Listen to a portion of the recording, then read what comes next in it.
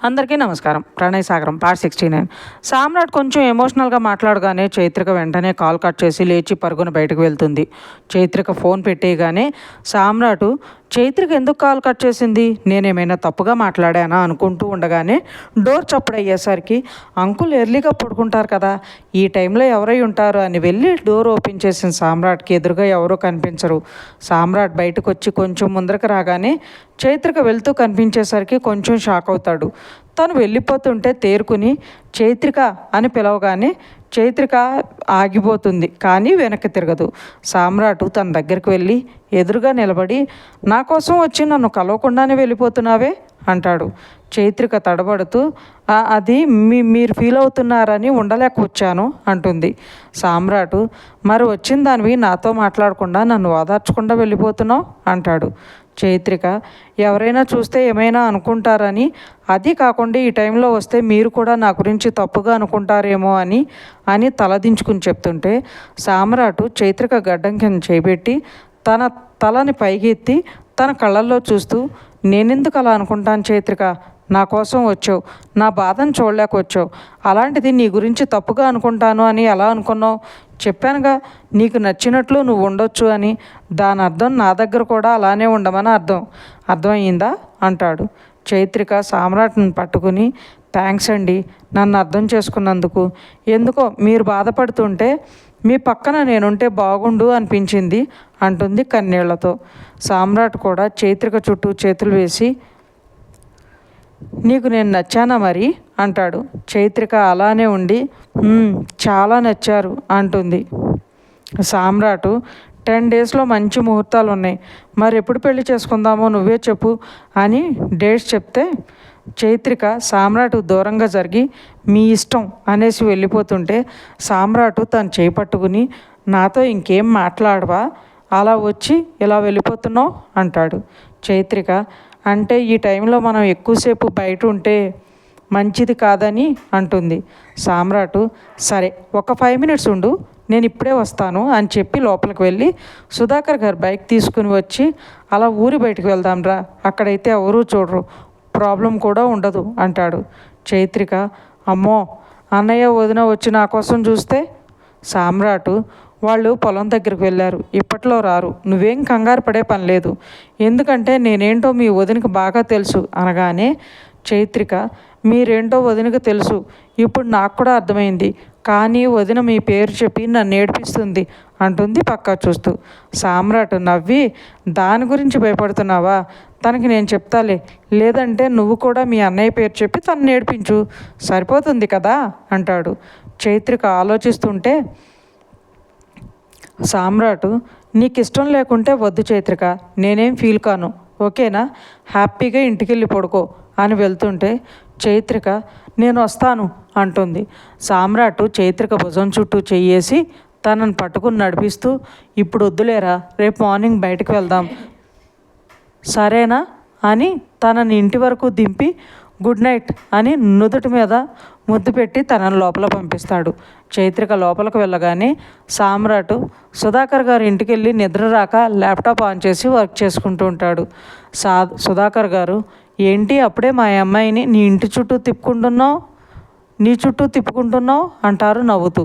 సామ్రాట్ వెనక్కి తిరిగి అంకుల్ మీరు మెలకునే ఉన్నారా అని అడుగుతాడు. సుధాకర్ గారు డోర్ శబ్దం అయినప్పుడే మెలకు వచ్చింది, నీ వెనకే నేను వచ్చాను, చైత్రికను చూసి నేను లోపలికి వచ్చేసాను, మళ్ళీ నువ్వు బైక్ కీస్ తీసుకోవటం చూసి బయటకు వెళ్తున్నావేమో అనుకున్నాను అంటారు.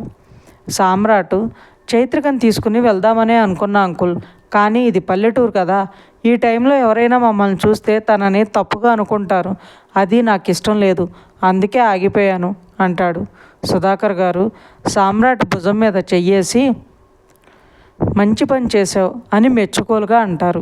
సామ్రాటు అంకుల్ నాకు ఫేవర్ చేస్తారా అని అడుగుతాడు. సుధాకర్ గారు అడుగు సామ్రాట్, దానికి ఇలా పర్మిషన్ ఎందుకు అంటారు. సామ్రాటు చైత్రిక నా కోసం వచ్చిందన్న విషయం అక్షర చెప్పకండి అంటాడు. సుధాకర్ గారు నొసలు ముడేసి ఎందుకని అంటారు.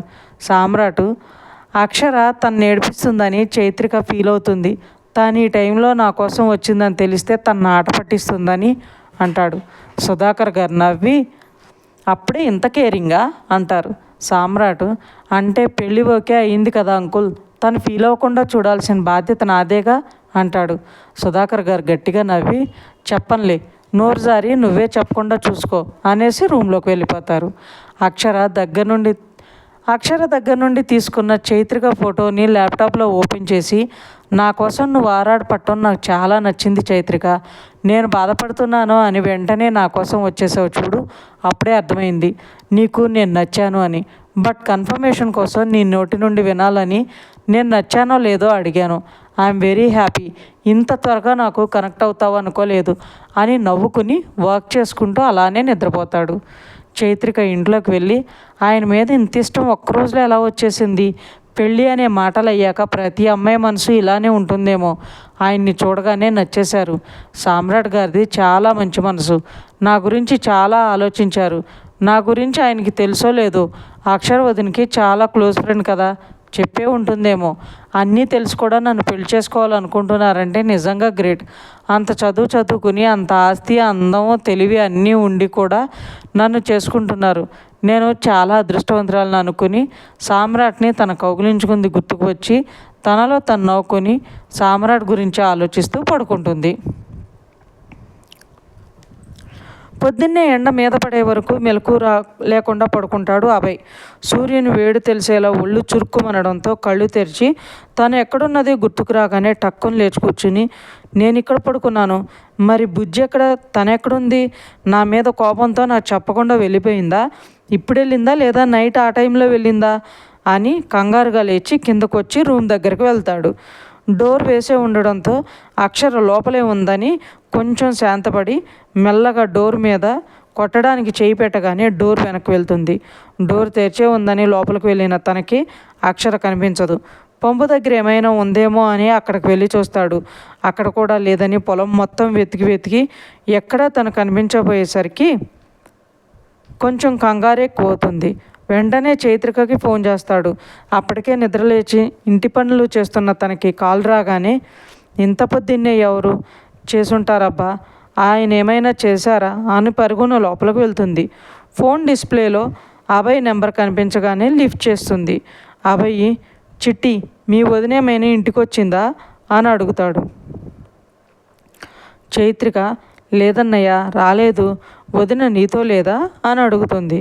అభయ్, ఇంటికి వెళ్తాను అంది, వచ్చిందేమో అని కాల్ చేశానులే, నేను మళ్ళీ చేస్తా అని కాల్ పెట్టేసి సుధాకర్ గారికి కాల్ చేస్తాడు. ఆయన లిఫ్ట్ చేసి, ఏంట్రా పొద్దున్నే కాల్ చేసావు, మళ్ళీ నా కూతురు మీద ఏమైనా కంప్లైంట్స్ రెడీ చేసుకున్నావా అని అడుగుతారు. అభయ్, అలాంటిదేమీ లేదు మామ, అక్షర నీకోసం ఏమైనా వచ్చిందేమో అని అంటాడు. సుధాకర్ గారు, నా కోసం రావడం ఏంట్రా, తను నీతో లేదా అని అడుగుతారు.